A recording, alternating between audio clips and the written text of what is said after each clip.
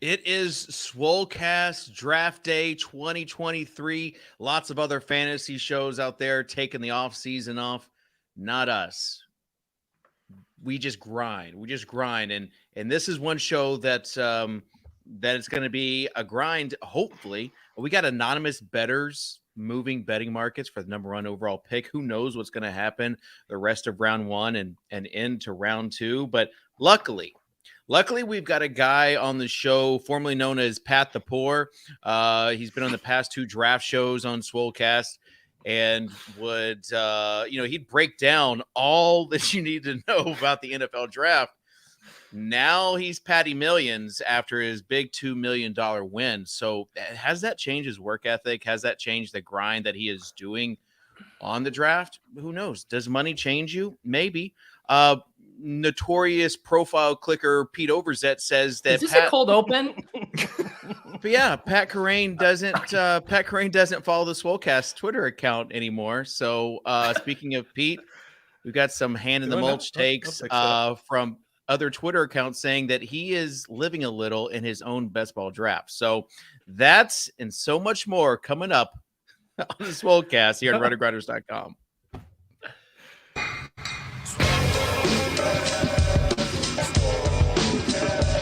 Are you David Maddox from the Swolecast? I was like, yep, that's me. I just want you guys to know I'm total dust. I'm the problem. Hear ye, hear ye. Leave it to the guy with the crypto dunes, Abby, to not understand context. I should have known you getting 30 likes was directly written by someone else. I've put no research into this. Don't know if it's true at all. You're on the right show.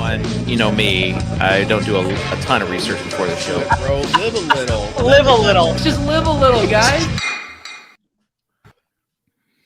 Welcome to the Swolecast. Davis Maddock, Peter Overzet. I'm David Kitchen, and our special guest, Patty Millions, Kerrane.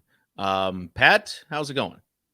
It's going good. Yeah, excited to join after Big Cat turned you down and a number of other prominent guests just had shown no interest. I assume, I'm glad to be here. You are above the Big Cat on the ladder.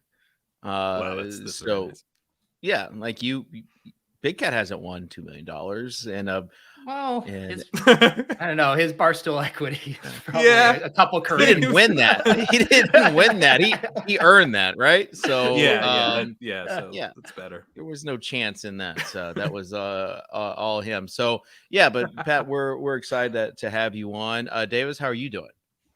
We're living the dream, Dave. Yeah. We're living the dream. I get paid to do what I love. Yeah. I sit at home in my oversized Carhartt t-shirt all day. Yeah. It's beautiful, man. It's a beautiful day to be alive. Making content across a ton of different mediums. Yeah. It really is a glorious time to be alive. Yeah, and Pat is now he's just doing whatever, just content creator. Just going on whatever streams ask him to be. I think we all sort of unilaterally share the same dream, which is to win a contest large enough to both provide us a nest egg in case we fail, but to also give people a hook to sign up to pay for our opinions. I think that just sort of goes across the board to everybody. Yeah. Yes. Davis, scale of 1 to 10, how excited are you for this draft? Compared to other drafts. So I would say I'm like a 7 out of 10 for this draft. Couple things. First is that it's in Kansas City, but it didn't work out for me and my buddies to get go to it basically. Why? People don't want to admit this about Kansas City. It's relatively small compared to where they normally do this. The area where they're doing the NFL draft is the size of a football field, and they've done a lot to the city to make it more accommodating and everything, but the economic reality of that is to get anywhere close, to get anywhere near to where you could hear the picks being announced for Thursday night is you're paying $300 a head to get Davis, a table. You have made a critical mistake. We have NFL connections that actually watch this show. These connections got me into the front stage of the draft in Nashville 4 years ago. It is. It is what it is. You have not because you ask not. All right. Let's get to Peter Overzet. Peter, how are you today? Yeah, no, I did want to do some table setting, just kind of what this episode is going to be about. And I know everyone wants to talk about BBM4 right now. We just had the full prize structure release, but I want you guys to know that today is about the Swolecast delivering the definitive in only 2023 NFL draft preview. And guys, I've been refreshing my podcast feeds, my YouTube subscriptions, and it truly is anyone astounds talking me. about this? No, they aren't. We're the only people in the entire industry who are covering this pivotal event. And I think it goes without saying, but we've been grinding our cocks off, maybe even down to a nub around here with NFL draft research. And, you know, to further signal that we aren't fucking around, sorry, Steve, we are bringing in an offensive line prospect guru, Patrick Kerrane, to help us break down this class. And now I know a lot of this massive audience might not know Pat, but you're going to know him after today because as far as I'm concerned, this guy has a 1-bullet resume, and that's O-line expert. So be sure to get your offensive line questions into the chat. We'll be sure to pass them along. But for the next, I don't know, 53 or 54 minutes, I do have a hard out at 3:30. We will be doing a 7-round, 259 pick mock draft from the 101 all the way to Mr. Irrelevant, 3rd-round reversal. You also must say the name, spell it, and repeat the name for each pick, but you can ask me to use the player's name in a sentence. Kitchen, you're on the clock. On this mock draft, I have the Titans trading up for the number 1 overall pick. For all the first-round picks. That's what we're doing. So thank you, Peter, for that. I want to follow up. I want to follow up on Peter's bit. I got an anonymous text message this morning from an industry source that said, "Is anyone interested in listening to a 2-hour podcast that is just a mock draft of the first 10 picks of the 2023 NFL draft?" Is that what you did with Gretsch the other day? Hey, we got in a cool 70 minutes, and we did the whole first round. We got in, we got out, nice and tight. Well, at the end, it was a little. Gretsch was like, "I don't know who to pick here," and then Davis had some thoughts. It was, we got to like pick 25, and I was like, the Giants literally don't have a center on their roster. You got to take one of these big beefy guys from the Big Ten. And Gretsch was like, "All right, I'm sold. I'm in. Wisconsin center. Let's go." He put down center as his pick for center. The Giants. Like, it is pretty insane though that yesterday we had Will Levis go from 50-1 odds at number 1 overall to like 4-1 because of an anonymous Reddit post. Like, there's so much uncertainty, and people are just clinging to whatever. And a lot of it's like their own team. It's what they want to see. And I just have no clue how picks 2 through 31 are going to go tomorrow. And I think that's what makes it so exciting for me. I mean, it feels like we're ripe for a trade, right? Whether it be the Vikings, whether it be the Raiders, like it feels like there's some team out there that really is horny for one of these quarterbacks, Stroud, Levis, Bonk. Richardson. And my sense from the reporting is that the Texans were like, Lovie Smith screwed us, won that game. Bryce Young was the only guy we wanted. The Panthers know that. They're not wavering. So and if they don't want Stroud, what do they do? I also think, you've got the Cardinals right behind them, and I think they could probably be looking pretty hard at Paris Johnson Jr. or Broderick Jones. Both those guys are pretty strong tackle prospects, but not really worthy of the 3rd-round pick. So you got to trade down. You got to trade down. For the Cardinals. Well, the rumors are that Kyler really wants. I see this floating out there that Kyler really likes Paris Johnson. So I don't know. Take that for whatever it's worth. Don't say Paris and get this guy started over here. Hey, just a request, Pat. Just keep your eyes on the camera, because I kind of see you. What are you talking about? Yeah, you see you looking at the computer screen. So, anyways, this is all in my brain. Yeah. Do you think? Let's just start it off. Like, do you think that the Titans, they go quarterback? Let's start it off with the most logical spot to start. With the key Let's start right at the top. 10. They hold the key. The Titans hold the key to everything at pick 11. The whole draft. New GM. Just on the Titans. New GM. I just want to get your thoughts on this. New GM.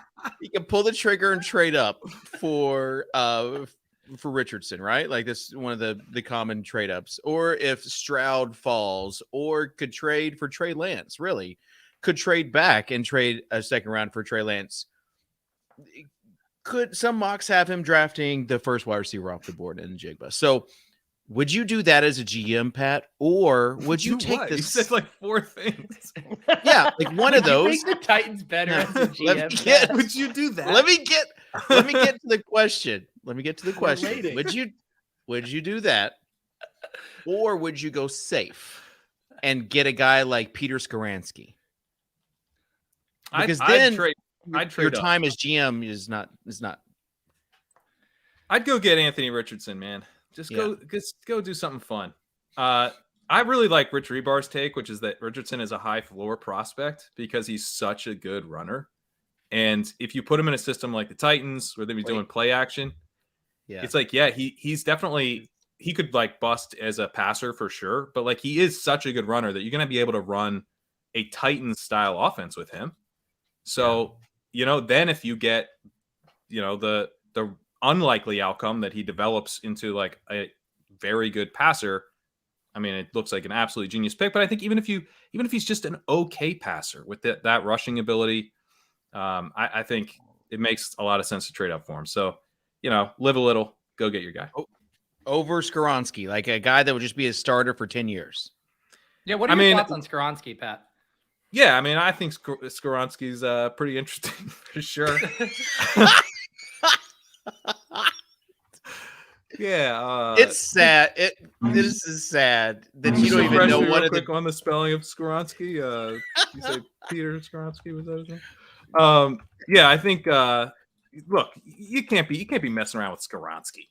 Give me a break. You go get Richardson, or go get JSN. Do that. Yeah. What did we make of the report that came out yesterday that the Titans have quote unquote lost faith in Malik Willis? I thought that was pretty interesting because I thought starting Josh Dobbs in a must-win basically playoff game was an indication that they lost faith in Malik Willis.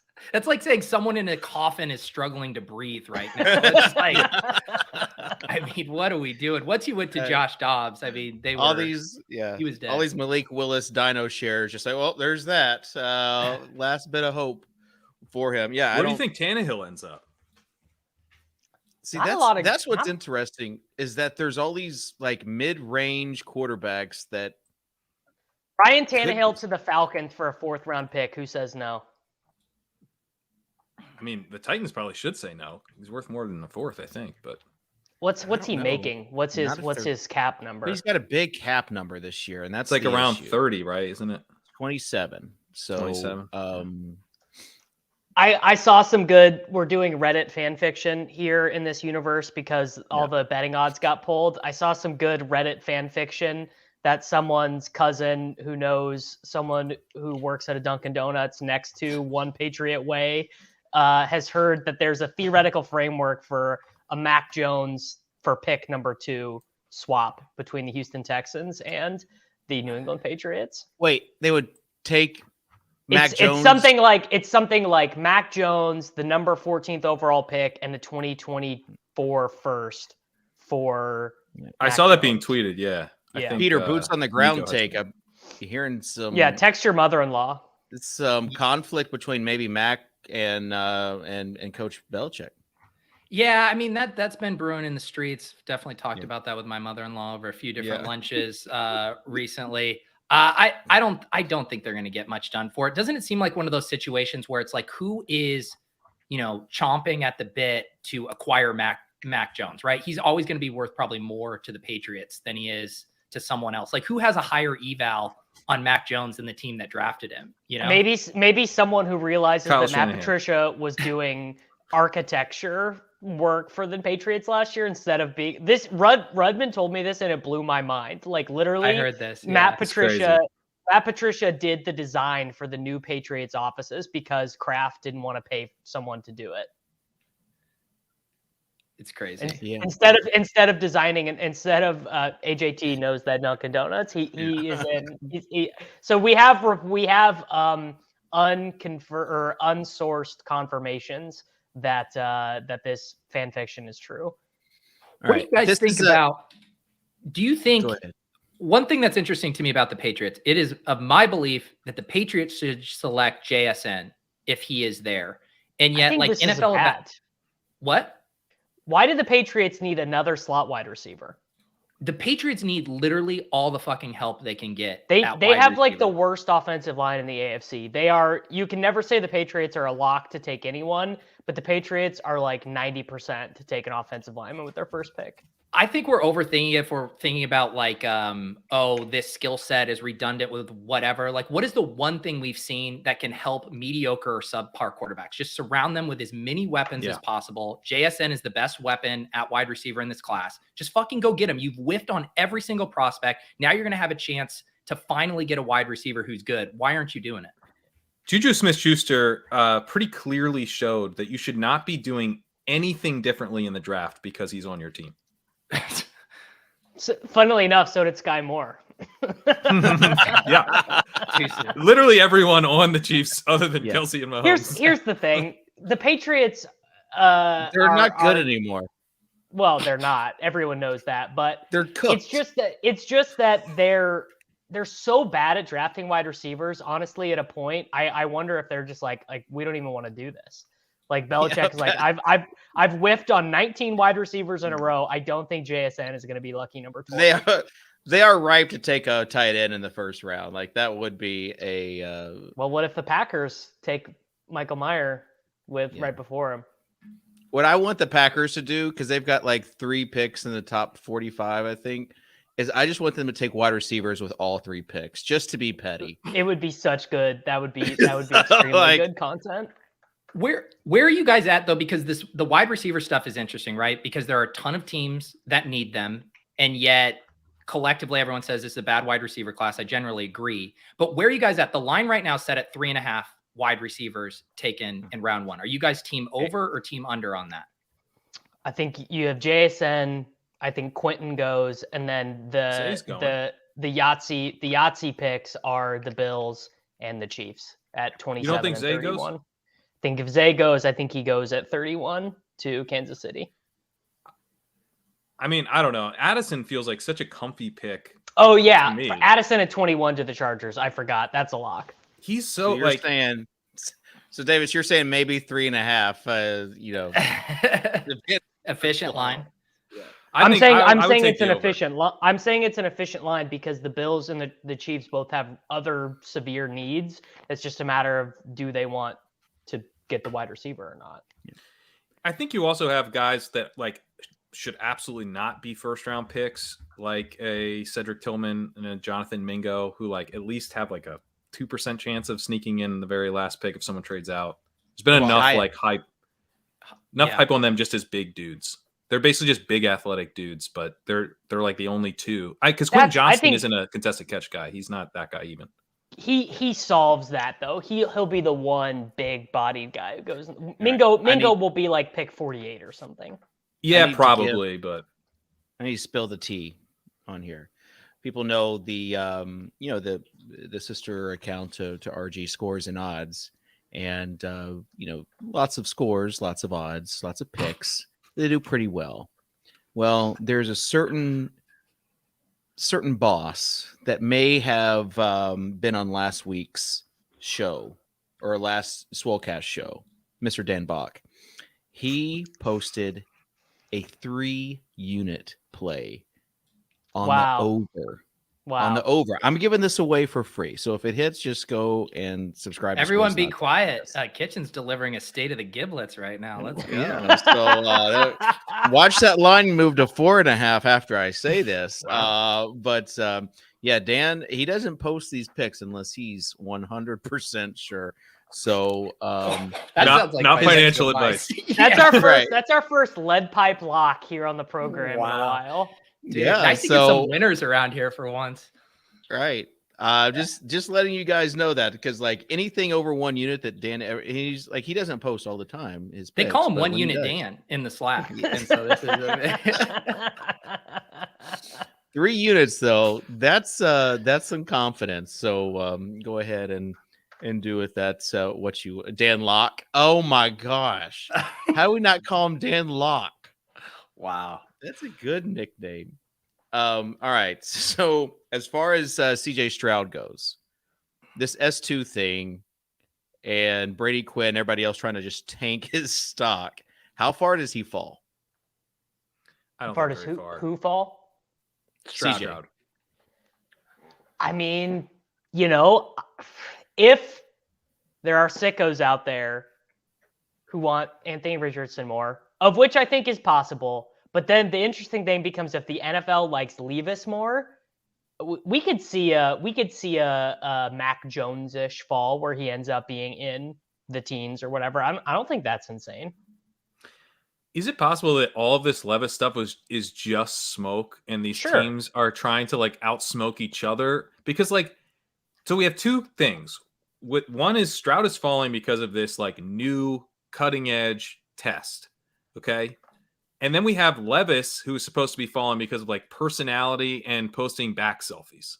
Which seems more likely to actually bother NFL front offices? To me, it's the back selfies. It's like this guy's not a culture fit. The S2 test thing. No, like, because what is nothing. This is stupid. What does this even mean? Nothing will trigger an NFL front office more than a quarterback like reading a book or having another interest. And I don't think Levis has ever read a book. Like I'm gonna guess Will Levis has never read a book outside of a class assignment. Davis, he scored in the 90s on his S2. How is his name pronounced? Am I not saying it right? That's how I think it's Levis. What do you say, Is Davis? it Levi's? It I can't say be Levis. Levi's. What yeah, is it? Levis. You're saying Levis. Oh, Whatever. leave us alone. Chat. That's very tomato. Like, I don't come know. on, settle down. Everyone still says Traylon Burks and it's Traylon. That kind of tilts me. But you have to keep in mind here that Davis is an intellectual, okay? And Davis, he's thinking about interests outside of football in a very intellectual way. Zach Wilson has shown that you can have interests outside of football that are not necessarily reading a book. You make a good point. Okay? You make a good point, the Instagram Pat. corollary here with Levis. It could be a problem. Yeah, Bonk. You're making a good point. That S2, that was like that's throwing some wrenches in people's plans, basically. Because how bad it was. It's not that it was like average. It's like it's really, really bad. One of the guys, I think one of the founders from the S2, Kevin Cole played a clip of this on his podcast. One of the founders was on with the PFF guys and basically was like, the scores you're seeing are not correct. So I think that the S2 stuff might be completely overblown. It's a false flag. There's a false flag.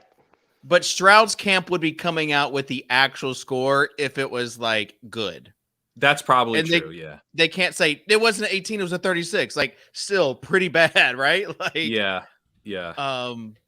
So that's all I'm saying. Imagine if you're Levis, right? Because we have this Reddit rumor that says he's telling his friends and family that he's going. Yeah. Imagine if he's the only person on the planet that knows if this isn't true, that he's not telling of it. It's seeing all of his stock, and he's like, fuck, this means no one wants me at all. This is the only thing I have going for me. Like, he has to be shitting bricks if this isn't true. No, right now. I think it's the opposite way. I think he's like, wow, people really like me. No, but not if he's not telling people that himself. Oh, you're talking about telling his family? Yeah, he's not telling I'm saying he's the one person who knows if that's true or not. Yeah. That will be interesting. At least his back, he's got a good looking back. All right, Bijan. This is like the fourth time you mentioned his back, and we get it.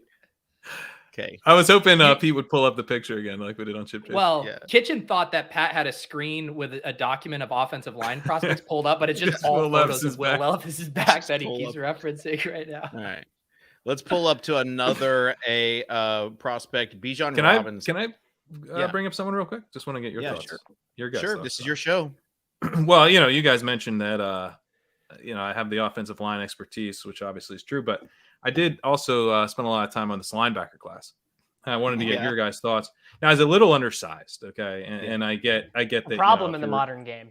It is a bit of a problem in the modern game, and he's more seen as a run stuffer type. And at 6'2", 235 as a fifth-year senior, I don't know if that's going to transfer. That I sounds like like the Patriots at 14 to me. Yeah, there you go. I like this Arkansas linebacker by the name of Bumper Pool. Just seems like he'd be a fun addition to any locker room.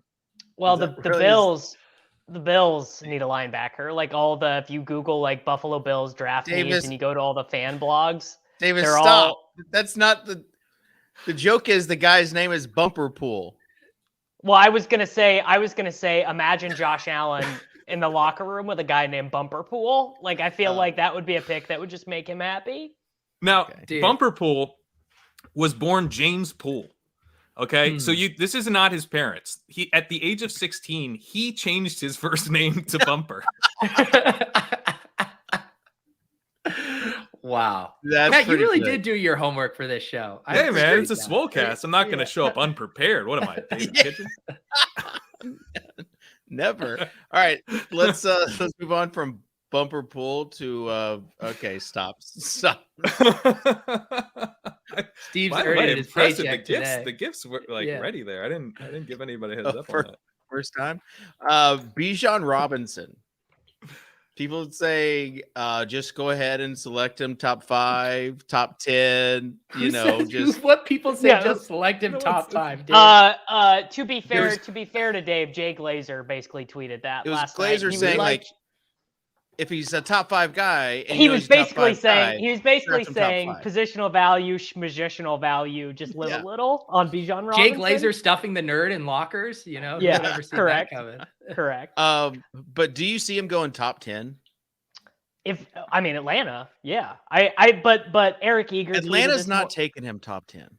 Well, Dave, you have a close personal relationship with Arthur Smith. This is what I told Gretch yesterday. I said, if the balance of power in the Atlanta front office is 49-51, Arthur Smith, whoever the GM, I don't know who the GM of the Atlanta Falcons is, they're not taking him. But if it's 51-49 and Arthur Smith is there in the war room and they're there with Arthur Blank or whatever, they're taking Bijan because Arthur Smith cannot look at Bijan Robinson in the eye and say, I don't want you.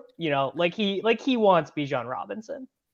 So one thing I feel like with the mock drafts is that obviously, like if you're going to do a mock draft, and I don't do mock drafts, but I understand why no one does trades if they're trying to be accurate. It fucks the whole thing up. It's hard. You're never going to project the right trade. So why would you do that? You're just trying to, be as accurate as possible. But in this case, like, I think Bijan might be kind of like over mocked because we're not projecting any trades. Like Atlanta feels like a team trades down and takes him. Yeah. Like trade down or like, I know there hasn't been a lot of buzz about this, but like if Atlanta could move up pretty cheaply with the Cardinals and get a quarterback, that is so much more appealing than sitting tight and drafting Bijan, and there's a number of teams they could move around in that area. So I don't know. I mean, do you think they trade up to take a quarterback? Well, They so should. As much as, I was kind of half joking with the Cardinals offensive tackle stuff, like that is the rumor that they want to take a tackle and they probably should trade down. And like, why wouldn't they? I mean, maybe just out of like sheer stubbornness. You got to see. Yeah, I don't know. You got to see what Ritter has, right? And then they signed Taylor Heineke. Do you? You have to see what Ritter has? I don't think you do. Go get a better quarterback. Go get Stroud. You can go get Stroud is definitely better than Ritter. I don't care what his Anthony Richardson and Kyle Pitts as teammates have the ability to be the most disappointing pair of teammates in the history of the NFL. Like it could be like the year will be 2027. These guys will be on their second contracts making like the veteran minimum and we'll be like, look, dude, there's a chance. There's a chance. I would have 50 Anthony Richardson double stacks and 50 teams that didn't advance out of my single 12-team draft.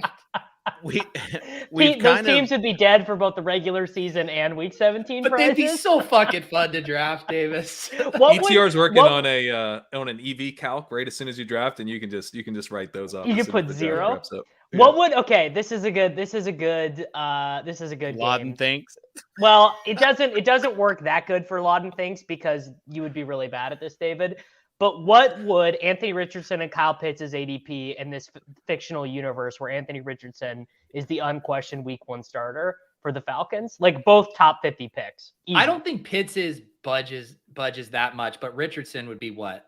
Like an 8th or 9th round pick? Peter, I think you No. really underestimate the thirst people would have, because it's hard to get excited about Kyle Pitts with Desmond Ridder. It's not hard to get excited, and they went to the same college, so were they maybe even overlapping teammates 1 year? I'd have to go look. I think they might have been. Does that matter though? Because Richardson wasn't doing anything. Shower narrative, dude. They were yeah, on. Anthony Richardson was the scout team guy, throwing Who was that, passes, Florida? throwing practice passes to Kyle Pitts. Yeah, Florida Gators. Yeah, he was there. Yeah. He was like a gadget guy his freshman year. He only played a few. I'm gonna go find a clip of them practicing together. I think if like the Falcons traded Ridder as part of this, so he's an unquestioned starter, I think Richardson's ADP would start in the 6th. Yeah.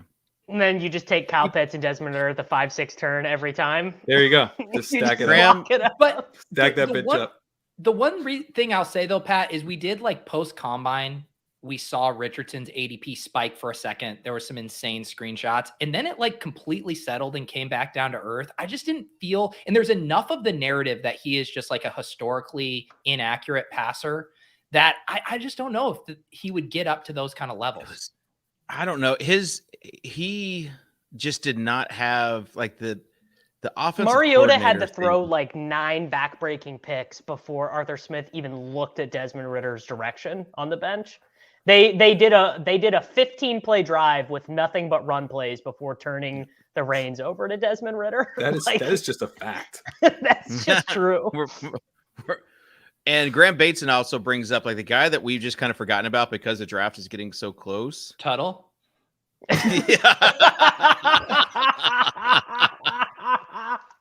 That's good content, Peter. Tuttle's just shipping tournaments every week. Lamar Jackson, like he could be a chess piece in all of this. Right after. Does anyone really believe that though? I don't. Did you guys not read Settleman's tweet? He already broke the story. He's happy to come back and play with Odell. Yeah. All right. Let's move on to your dynasty teams. Patrick, how are they going? They're going fine. How many teams? How many Dino teams do you have? Dude, I think I have like 10, 11, 12, something like it's stupid. I need to scale it back. You only have 10 dudes. How much time do you spend with your I guess she's not your wife, your girlfriend? You must be. Well, we did just. You guys are going on dates all the time. Yeah, we did. I've got like 19, I think. Oh my gosh. Oof. And they're all bad too. That's what the best part is. It's time to give some of these dynasty teams the big peacock treatment. You get on the line and say, "Hey, we're done." All right. I think I need to. Yeah. And then like you could actually sell these teams, and like the owner would be like, "I own the team formerly owned by Patrick Kerrane." So you think I can get a premium on my old dynasty teams? You think I'll actually? Sure. You okay. Like create an NFT for them. It's like those guys who used to go through like the trash cans at the United Center to find like a banana peel that Michael Jordan had eaten. You know, Pat, this could be you with your old dynasty team. This is a perfect analogy. Kind of is. I've got 3, and I'm gonna do at least 2 more this year. I try to do them every other year, but I want to do an auction style draft because the only startup drafts I've ever done. Let me tell you, my personal experience with that is it's pretty easy for things to get out of hand doing the old auction startup. What do you mean? Slow auctions, that's a complicated format. When you put money in play.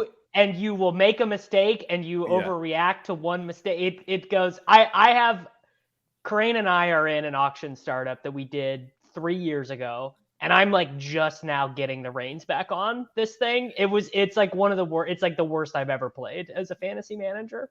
It was bad.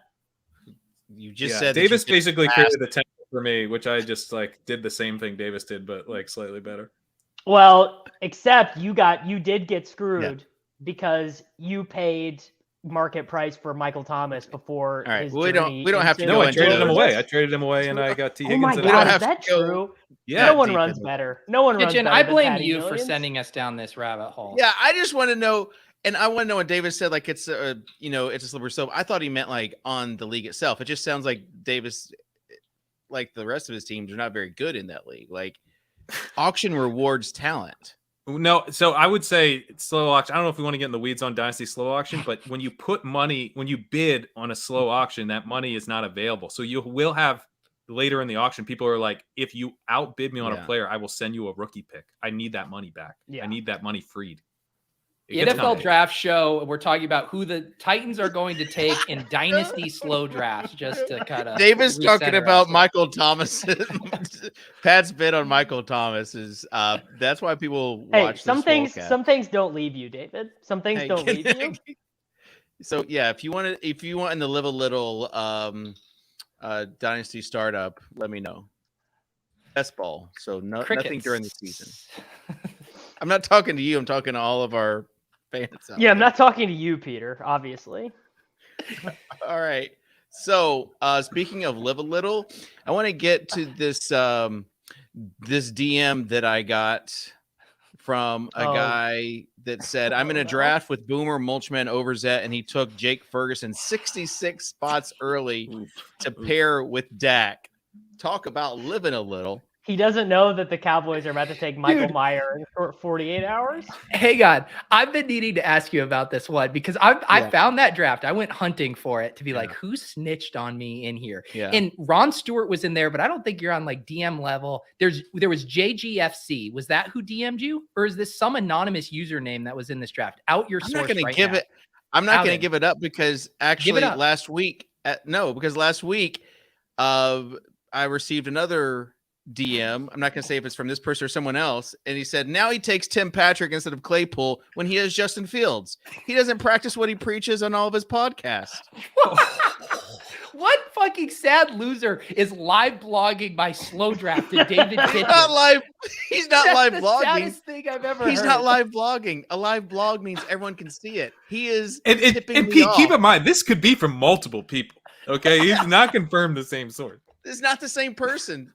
Potentially. So anyways, if you have any drafts with Peter where he is going off the grid or just doing something that is not tied to his ADP brand, hop in my DMs. ADP brand. Yeah, be sure. We want Kitchen to be the clearinghouse for every little, missteps I make in my best ball draft. Who's that that YouTube guy that all he did was investigate like NFT scams? Oh, what was his name? BitBoy. What's that? BitBoy. No. But like now that NFTs are kind of dying a slow death and everything's kind of a scam, like he doesn't really have much to do. But yeah, I mean, I will be that guy. CoffeeZilla, yes, I will be CoffeeZilla. Have we gotten David's exclusive thoughts on Best Ball Mania 4's payout structure?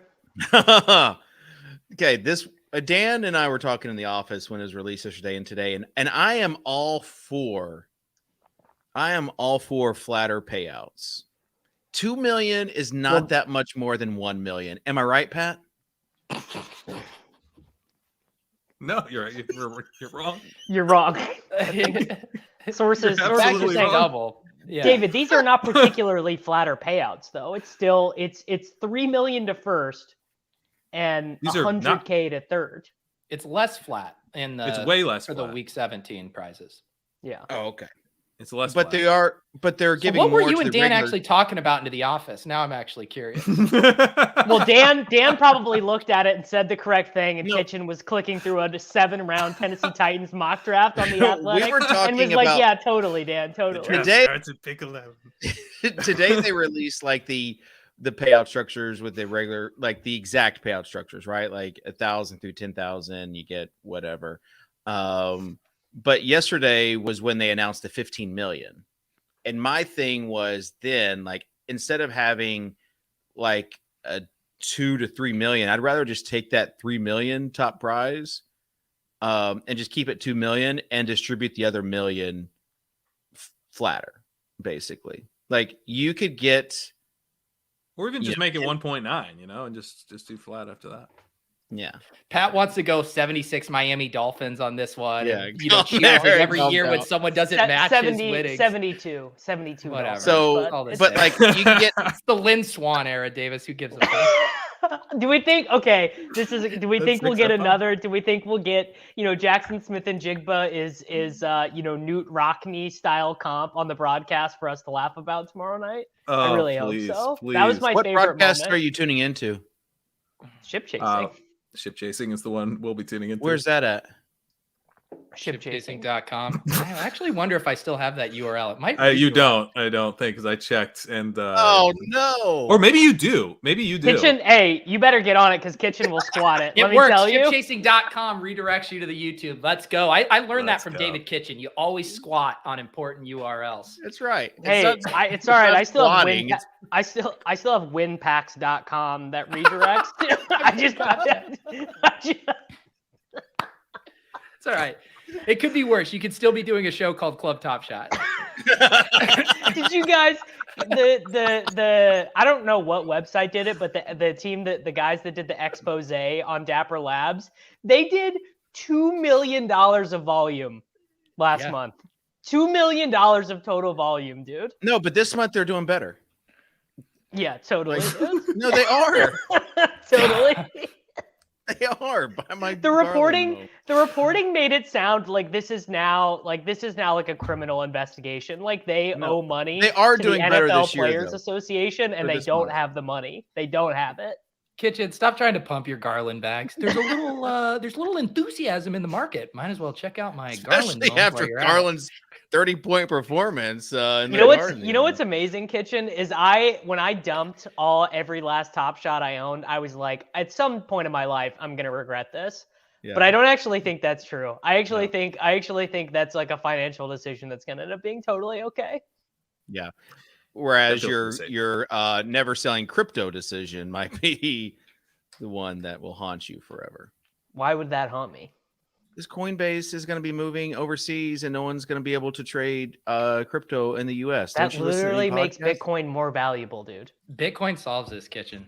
Yeah. We're gonna be going to a Starbucks and paying for our venti lattes with QR codes on Kitchen the blockchain, baby. it's clear in that logic that Kitchen never understood the thesis of what he was Wait, buying. is Coinbase? That's actually very bad for crypto if Coinbase is not. It is. That's Davis the doesn't on border. understand. It is. No, If the dude. U.S. You cracks down on guys- crypto, You it's guys not are good. thinking, if I can use some poker terminology, you guys are thinking third level here.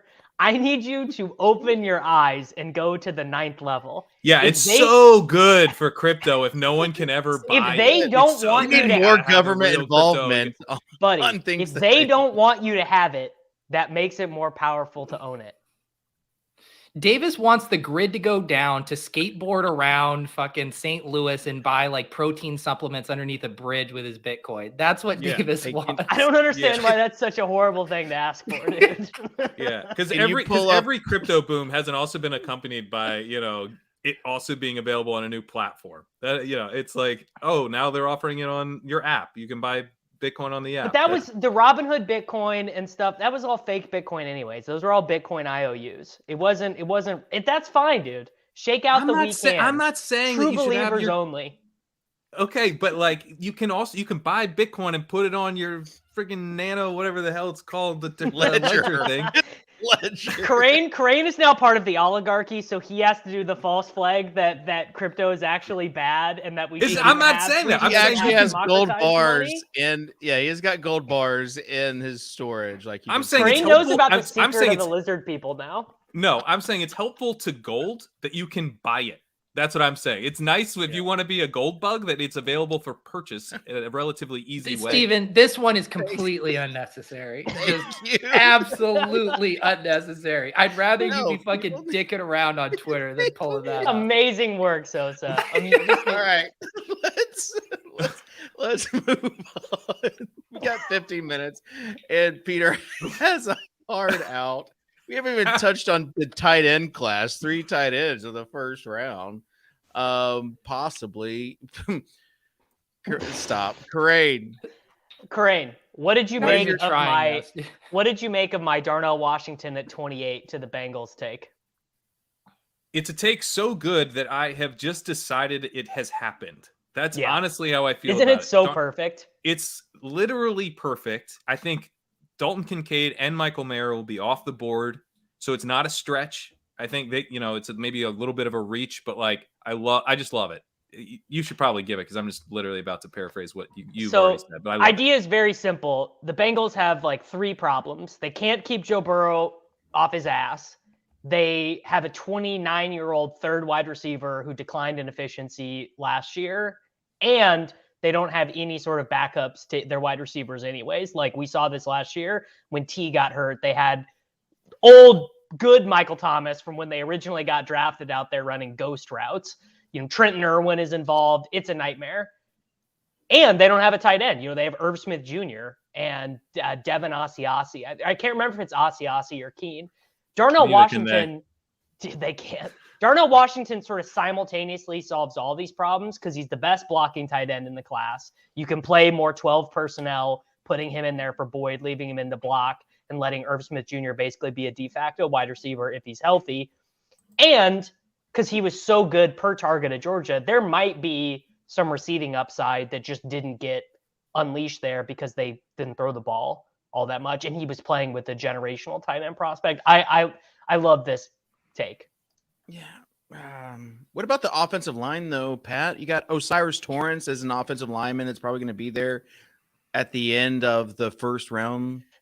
Like Bengals need offensive interior help there on the offensive line. What do you like about Torrance? What do you think his strengths? They need tackles more than they need guards, though, David. Who can even make that distinction reliably? Didn't they get Orlando Brown? Like they need an interior. They need a right tackle. They're starting. I forget the name. I want to say his name is Jonah Williams, but he's like a turnstile.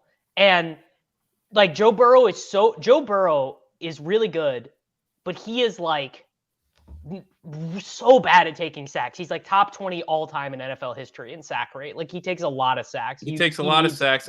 And Torrance, I have to say, I mean, he definitely overleans as a pass blocker. His lateral quickness. He's not great. He's susceptible to swim moves. So I would be a little bit concerned. Just get a guy who can also catch some passes in Darnell Washington. Yeah. Where did he go to college at? Osiris Torrance? He went to Florida, obviously. Yeah. Just want to see how quickly you studied that page that you're on. Want to hear that little scroll button move? Is that what you want? All right. Guys, you guys get to pick where you want to go next. This show has been all over the place. I want to know. Kitchen is exhausted from hosting. 47 minutes in that he's offloading the duty. I want to know what you guys think the Chiefs are going to do. I'm very, because I obviously. Please stop. That was what Gretch said too. I can't. Really? Come on, dude. Not Jahmyr Gibbs. Please. Like, there's so many reasons I don't want this to happen. One, it'll mean I have 20% of him in Best Ball Mania 4. That'll be bad. But also, it's like we lived this experience out, and it was terrible. No, Gibbs is good, though. Gibbs is legit good. This time it'll be different. Did it work for those other teams? We knew CH wasn't, like, there were some flaws in his game. Like, this is revisionist history. He was the 106 in the FFPC main event his rookie year. This is revisionist history. No, it's not. It's not, because before the NFL draft, he was like the 108 or 109 in rookie drafts. He was not a particularly well-regarded prospect by the dynasty community. I think they more accurately determined how good he was than the NFL did. I can't. It was just so bad to live through that. I don't want to do it again. What they should do, I think, is take the best available wide receiver, right? I mean, that's what unless it's Downs. I don't want Josh Downs on the Chiefs. Is Josh Downs like isn't he like a third round type of value? I don't understand. I wouldn't be taking Josh Downs. Do you think Jalen Hyatt would be a guy who I could see the Chiefs taking just because what he did at Tennessee, kind of with a deep ball sort of thing. I mean, I know trading up is not like in vogue and everything, but like I would trade up and get Jordan Addison if I could. That would be fun. I think he'd be so. Jordan Addison is what we wanted Sky Moore to be. Yeah, I more think Jordan Addison is what they wanted Juju to be. Obviously, Juju wasn't. He's kind of like a Jeremy Maclin or something. Sure. And if vanilla they had like possession. Yeah. Yeah, he's going to do all the crossing over the middle stuff. He can play on the outside and in the slot. I don't think he's just a slot guy, even though he's small. He was really good downfield in college. He's like a professional wide receiver. He's going to make a difference right away. What's the depth Go chart get him. right now for the Chiefs, Davis, on the wide receiver? Well, it's Valdez Scantling, Kadarius Toney, Sky Moore, Richie James, and they re-signed Justin Watson to like a not nothing contract. They also have Cornell Powell still is on their practice squad. Okay. You don't What's have up to. with this Justin Ross eraser, Davis? Because Davis just will not buy in. He just I won't. just I refuse. tried last show. I He's not completely buying it. refuse to do this because there are people out there, good people. There are good people on both sides. There were good people drafting Justin Ross in the 18th round last year, despite it being a bad idea, and they're going to do it again. But he's healthy this year. That's the big thing. Is he? I would say John Ross has a better chance of being on the active Chiefs roster week 1 than Justin Ross. Can I say something? So I first started getting really into fantasy right around the time that Davis Maddock was getting going as a fantasy writer, and to see him Sports Wonder As a 14-year-old? Sports as a Wonder 14 to see that 14-year-old just come out, and just be so great out of the gate. And now as I sit here listening to him have no interest in Justin Ross, who's working out with Patrick Mahomes. It's sad. As he touts Tutu Atwell, a literal 155-pound human. I mean, what has happened? It's right. It's sad. Age, the entropic heat death of the universe spares none of us, Patrick. It comes for everyone. Davis just me. wants to do the bet like the same way the underdog will be like the winner of Best Ball Mania 4 is going to make more than Michael Gallup this year or something. Davis just wants to like players that he can deadlift more than. That's why. I for sure he's can just deadlift literally more bigger than than. Justin Ross. Justin Ross could not see me in the deadlift. No chance. Make it happen. This is not even a question to me. Like there are certain guys, like obviously who could do like twice what I can. I bet Justin Ross's doctors are like, if you deadlift, you might die. Like not end your career. It might just end you. Doctors as a recommending human. that he doesn't do basic lifting exercises. Doctors have recommended that he doesn't challenge Davis Maddock to a deadlift competition. Correct, because it's not going to end well for him.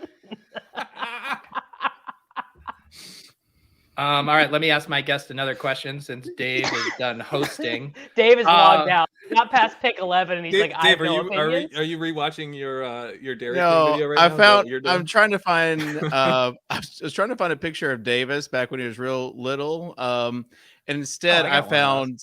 I found something that I haven't seen in a long time, and I was trying to get that to the powers that be. How about That's this so one? Pat, where would you like to see Quentin Johnston go? Because he's the guy that I feel like has a wide range of where he could go. First round, slip out of the first round. Like what do you think happens there? I would like if let's say like Houston maybe moves back with their second pick somehow.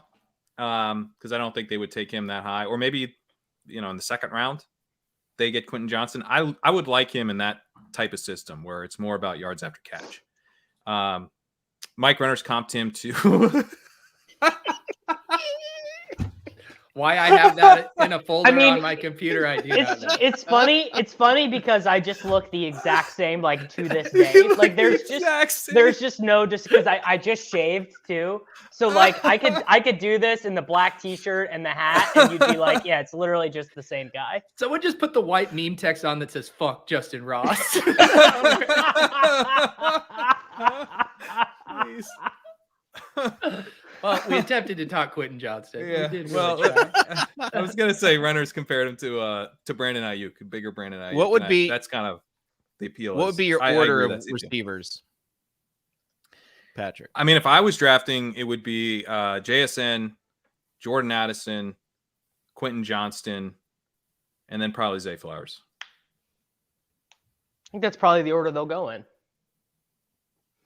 The Lions are a wild card for wide receiver, right? No big NFL is all in front of this. Like Peter King is saying, the Lions are drafting a wide receiver. You know who their starting wide receivers are going to be when they line up to throw in the first week of the season? Amon-Ra St. Brown, Josh Reynolds, who's got to be like 30 at this point. I feel like he's been a Lion my entire adult life. And then, spoiler alert. Traded there a year ago. He's on the Rams. Marvin Jones Jr. Marvin Jones Jr. is back in action for the Detroit Lions. Like, that's what they're trying to do. I just... What's up with this Khalif Raymond? Yeah, what about Khalif Raymond, dude? What's he get? He's the slot guy. Amon-Ra St. Brown is... He's not taking St. Brown off. I just wanted to say Davis was erasing another player on the depth chart. It's all right. Well, and their other depth wide receiver, they just had to cut him because he got suspended for a year for sports betting. Quintus Cephas could have seen snaps. That's actually why. That's why Tuttle's not on the show. You didn't want to take Tuttle's that not out. on the show because he was the one who was feeding Quintus Cephas bets to pay off his infamous comment that Quintus Cephas would be a better NFL player than Jonathan Taylor. Dude, I see BSB in the chat saying, wasn't there buzz on Flowers being the first wide receiver drafted? Daniel Jeremiah claims he'll be the first receiver. Can we just say, like, draft nicks absolutely fucking suck if Zay Flowers goes ahead of JSN? Like, that would be criminal. Yes. It just wouldn't make any sense. That's also what will make it so fun. Just embrace the live a little strategy on Thursday and Fridays. All I ask, no one get like too judgy. If a team No one get too judgy about what these teams do. That's literally what we all do. If some team wants to take Bijan Robinson, there's an industry based on judging them. Yeah, just trust them and have fun with it. If the Bears draft Bijan, then say, hey, this is gonna be really fun. Whoever drafts Bijan, this is gonna be fun. Don't be like, oh, what they should have done. I would feel bad for Justin Fields if they skip an offensive lineman to take Bijan. I'd just be like, what are we doing here? This is the thank you, Sosa. This is the picture I haven't seen in forever, but you can't see unless you zoom in. Like Davis's mustache, he does have a mustache here, and it's just a classic. I saw that photo today because Davis connected with me on LinkedIn, and that is Davis. Can I ask you a question? Was that profile picture set unironically way back in the day, or has that more recently been set ironically? Oh, it's unironic. Unironic. It's like 11, right? It seems like this is me. I'm never changing. Yeah, like what am I doing? I'm updating my LinkedIn profile picture. You sent me an invite today. You're clearly sprucing up. I haven't logged on to LinkedIn in eons, and I accepted every friend request I had, and then added everyone that was a suggested connect. Okay. I thought you just got to the very end of your to-do list, which was to add Pete on LinkedIn.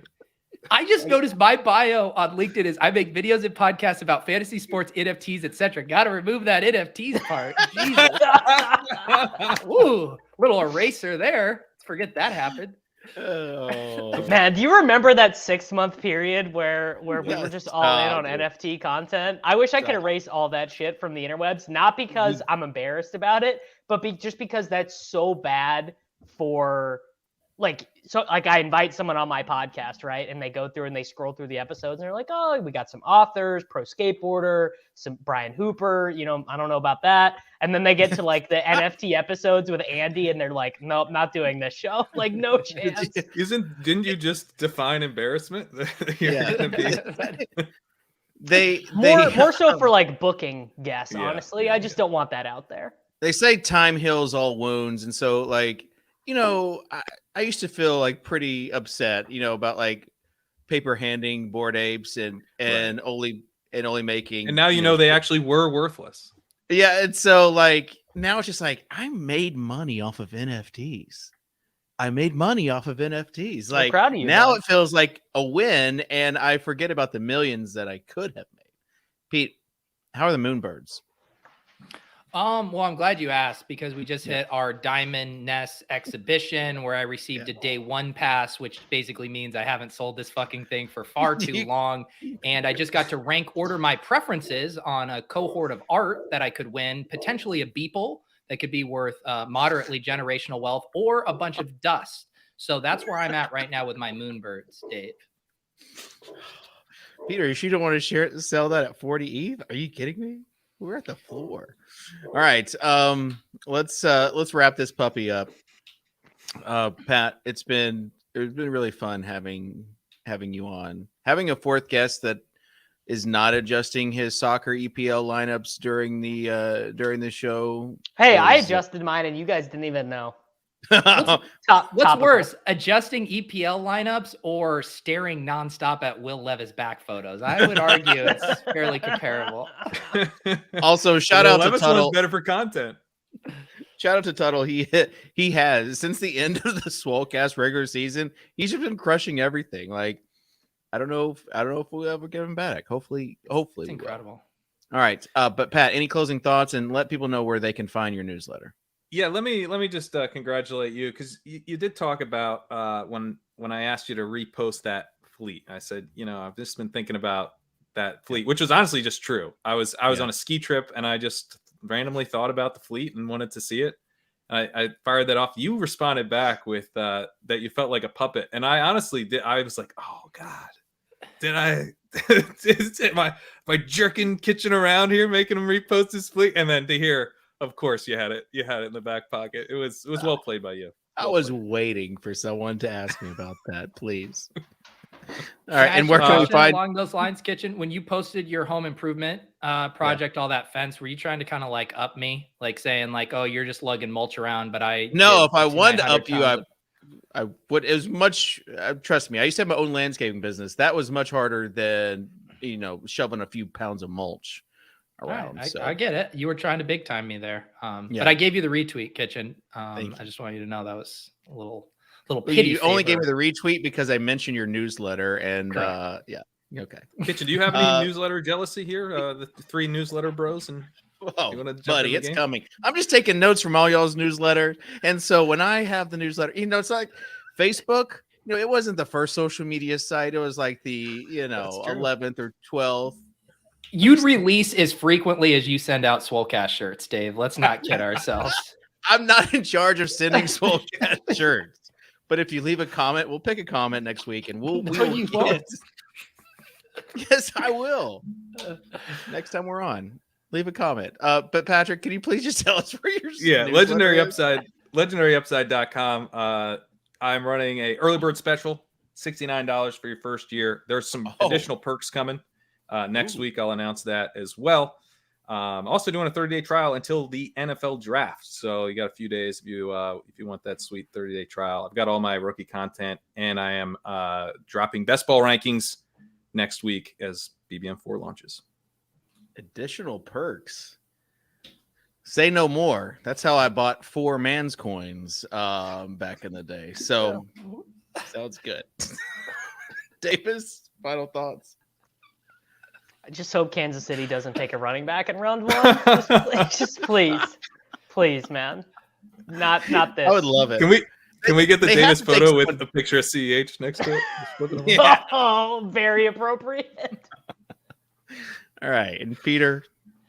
Yeah, looking forward to the draft. My one bold prediction is Bumper Pool sneaks into the first round. All right, guys, it's a pleasure. We're on the road to 10K, though. I think YouTube's their site's messing up because we're still stuck on 4,800 something. So prove me wrong, and let's get to 4,900. Hit that like button, the road to 10K. Subscribe, and let's get it. But honestly, I would do this show. I would do this show for free. That's how much I enjoy. Did you hear that 1 unit, Dan? 1 unit. Dan already knows that I do the show for free. So there we go. That will be it though for this Swolecast. Thanks to Pat. Thanks to producer Sosa for just bringing the absolute fire today. To Rob Coakley for the intro. Appreciate y'all. And we'll see you next time here on the Swolecast and RotoGrinders.com. Peace.